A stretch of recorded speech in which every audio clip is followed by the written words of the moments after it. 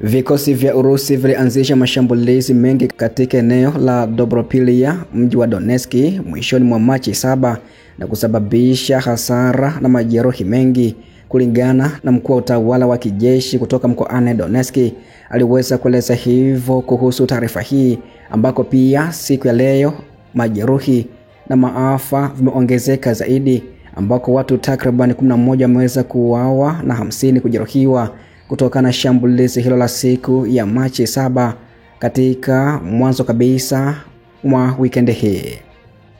Pia utasikia taarifa nyingine kuhusu vikosi vya Urusi vilianzisha mgomo mkubwa dhidi ya mikoa mbalimbali ya Ukraine usiku kucha wa Machi 7, vikilenga miundombinu ya nishati na gesi kote nchini Ukraine. Kwa ufupi, hii ni taarifa ya moja ya mashambulizi makubwa ya Urusi huko nchini Ukraine yaliyofanyika katika wiki hii ambayo imeishia Machi 9, 2025. Hivyo karibu sana katika undani wa taarifa hizi. Unaweza pia kunifuatilia mwanzo hadi mwisho, utafahamu kiundani kabisa pia kila ambacho majeshi ya Urusi au taifa la Urusi limeweza kupelekea hasara kubwa huko nchini Ukraine. Vikosi vya Urusi vilianzisha mashambulizi mengi katika eneo la Dobropilya huko mkoani Donetsk na kusababisha hasara na majeruhi wengi katika eneo hilo, amesema hivyo mkuu wa utawala wa kijeshi wa mkoa huo kuhusu taarifa hii, ambako takriban watu 11 wameweza kuuawa na 30 awali waliweza kujeruhiwa, ambako pia hadi siku ya leo kwa mujibu wa ripoti imeeleza kwamba watu takribani 50 wameweza kujeruhiwa kutokana na shambulizi hilo.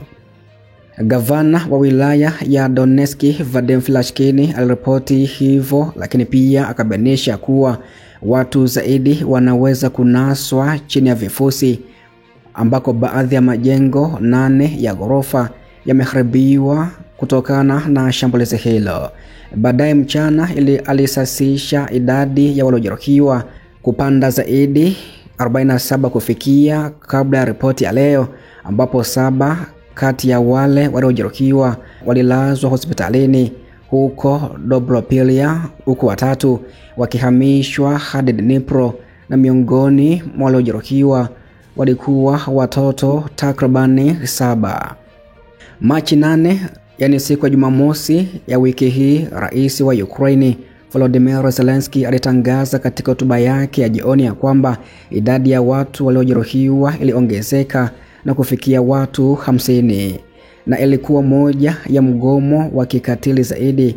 Mgomo huo ulihesabiwa kwa makusudi kusababisha uharibifu mkubwa, Zelensky alisema, na kuongeza kuwa Urusi inathibitisha kwa ukatili wake ya kwamba hakuna kilichobadilika kwao. Huko Moscow hawafikiri jinsi ya kumaliza vita, lakini kuhusu jinsi ya kuharibu na kukamata zaidi, mradi ulimwengu unawaruhusu kuendelea na vita hivi. Zelensky aliweza kusema hivyo baada ya shambulizi la Urusi katika eneo hilo. Mkoa wa Donetsk ulitangaza siku ya maombolezo, yani siku ya leo, kujibu shambulizi hilo ambalo lilikuwa mojawapo ya ukatili zaidi katika siku za hivi majuzi.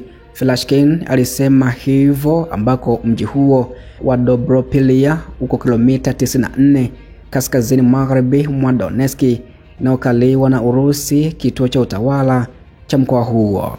Takribani majengo 8 ya orofa 5, kituo cha ununuzi, vibanda vya maduka na magari 30 yaliharibiwa au kuharibiwa katika eneo hilo, na baadhi ya majengo yaliteketea katika eneo hilo. Filashkin aliandika hivyo kwenye jukwaa la kijamii la Telegram kuhusu madhara ya shambulizi hilo.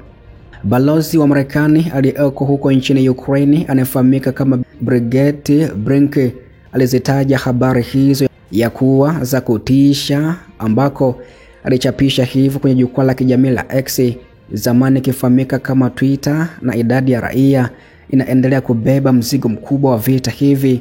Aliweza kumaliza kwa kuandika hivyo: wajibu wa kwanza umetumwa, au watu wa ukombozi walitumwa kwenye eneo la shambulizi hilo, na shughuli ya utafutaji na uokoaji ilikuwa ikiendelea kuanzia majira ya saa 10:30 usiku kwa majira ya nchini humo.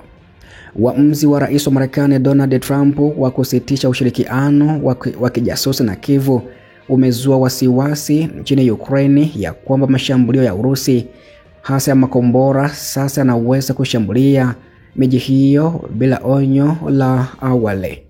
Shirika la habari kutoka nchini Marekani maarufu kama New York Times liliweza kuripoti Machi 6 ya kwamba kufungia kwa usambazaji wa ujasusi kunaweza kuzuia taarifa muhimu kuhusu ndege zisizo na rubani na makombora kutoka Urusi.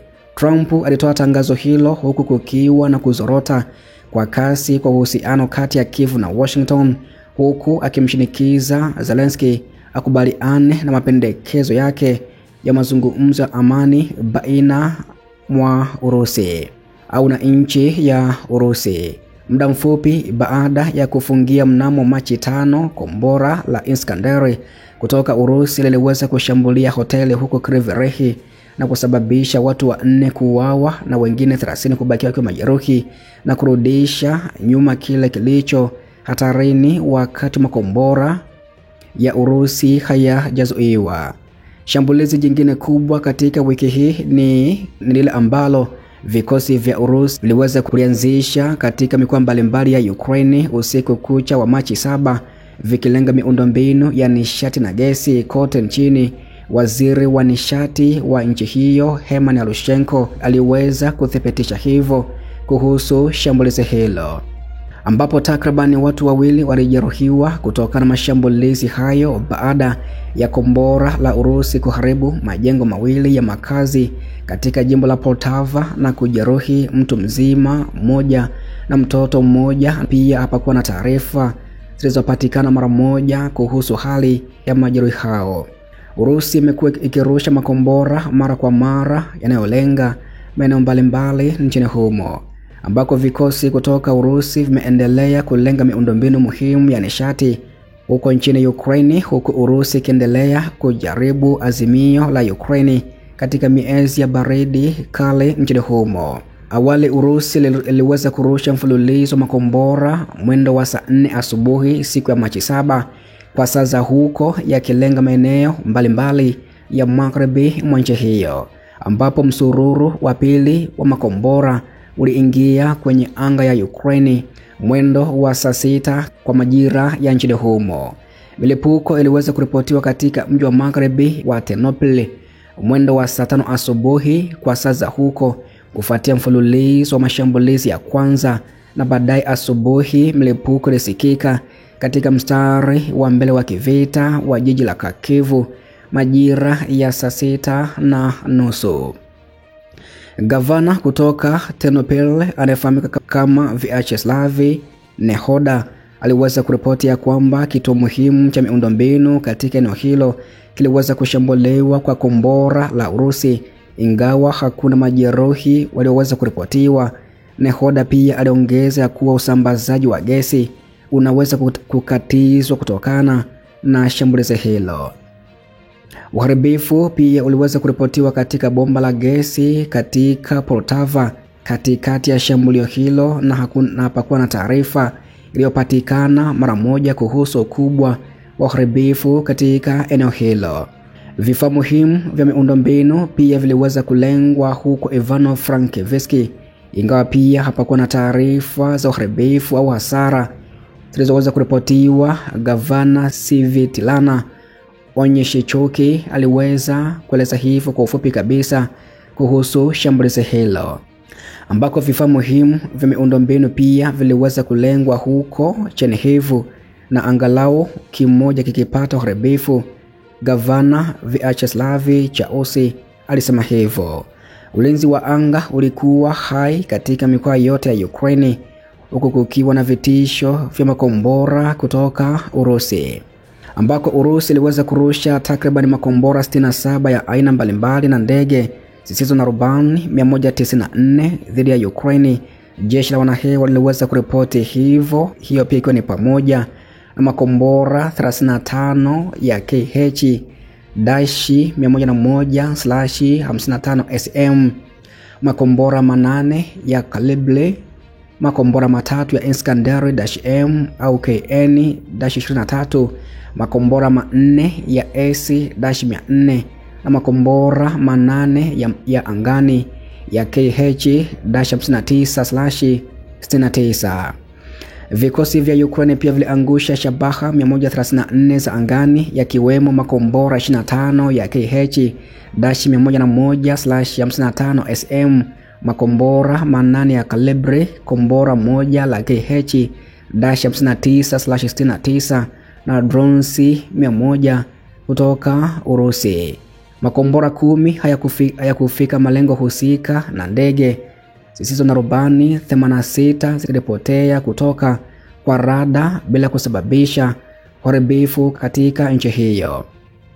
Ukraine pia iliweza kutumia ndege za kivita za F-16 na ndege za Mirage 2000 ili kuzuia mgomo huo, na hivyo kuashiria kesi ya kwanza iliyothibitishwa ya Kyiv kutumia ndege zilizotolewa na Ufaransa katika mapigano hayo kutoka Moscow. Na hizi ndizo taarifa au pia haya ni baadhi ya mashambulizi makubwa ya Urusi ambayo yameweza kufanyika katika wiki hii katika nchi ya Ukraine, ambako vikosi vya Urusi viliweza kurusha makombora aina mbalimbali kuelekea katika maeneo mbalimbali nchini humo Ukraine.